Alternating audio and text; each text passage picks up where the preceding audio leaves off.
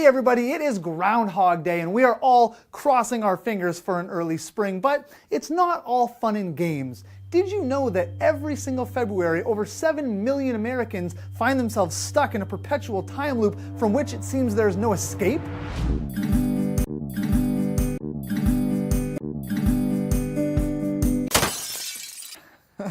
We've all been there, but don't fret. In this video, we're going to teach you how to fix a perpetual time loop. If you find yourself in this predicament, there's very likely one cause. You're not a good person, and the universe is trying to teach you a lesson.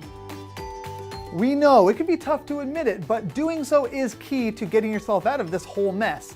In fact, it's step one. Realize that you may not be a good person.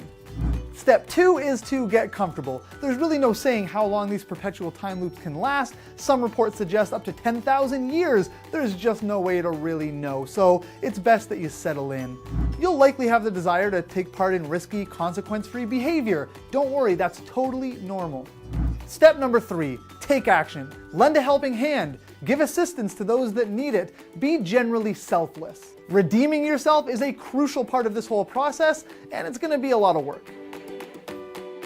And since you've got some time to kill, you might as well learn some new skills. Learn how to play the piano, learn how to carve ice sculptures, learn poetry, a new language. People will be very impressed with all these skills they never knew you even had.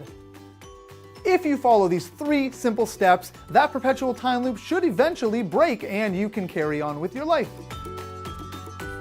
Hopefully this video has helped you fix your perpetual time loop problem, and if it has and you need help fixing anything else, visit us at PartSelect.com.